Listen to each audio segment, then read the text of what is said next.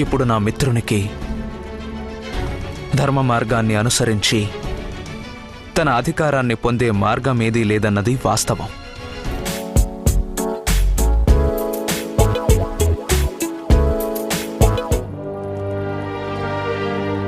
రాధమ్మ, పుత్రా, కర్ణ,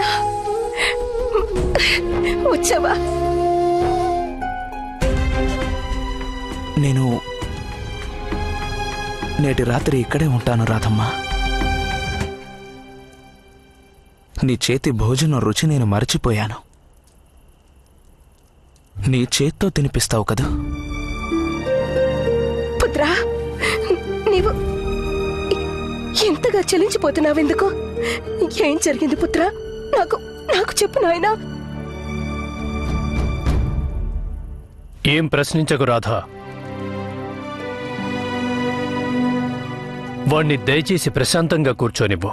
రాజభవనపు స్పర్శ నిజానికి హాయిగా ప్రశాంతంగా అనిపిస్తుంది. కాని శీఘ్రమే అది హృదయంలో మనస్సులో అగ్నిని జ్వలింపజేస్తుంది.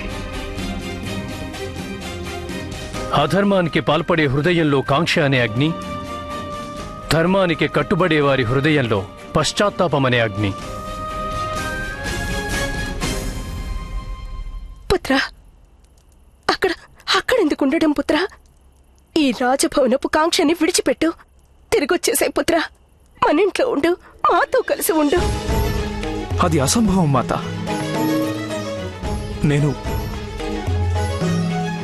నేను నా మిత్రుడి స్నేహాన్ని వదులుకోలేను.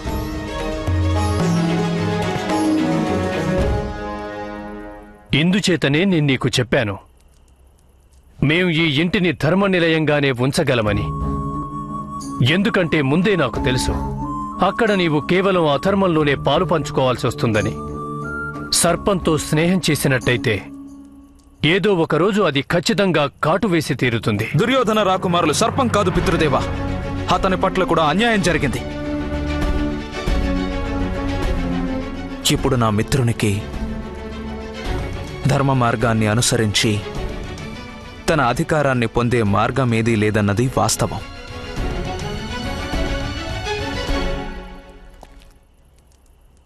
ఒకవేళ దుర్యోధనుడు అనుసరించే మార్గం తప్ప మరొకటి లేదని నీకు నమ్మకం ఉంటే మరిప్పుడు నీవింత విచారిస్తున్నావెందుకు పుత్రా?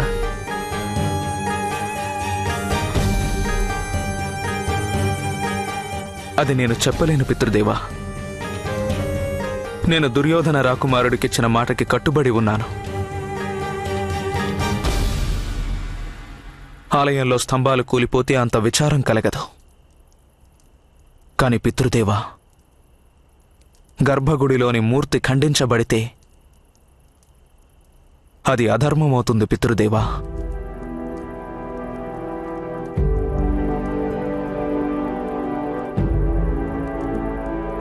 అదే నా మనసుని రగిలించేస్తోంది ఇప్పుడు.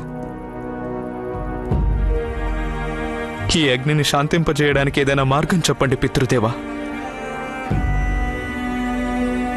ఈ అగ్నిని శాంతింపజేయడానికి ఏదైనా మార్గం చెప్పండి.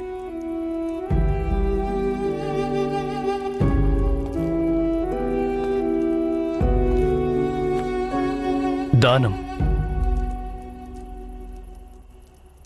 దానం చెయ్యి పుత్రా.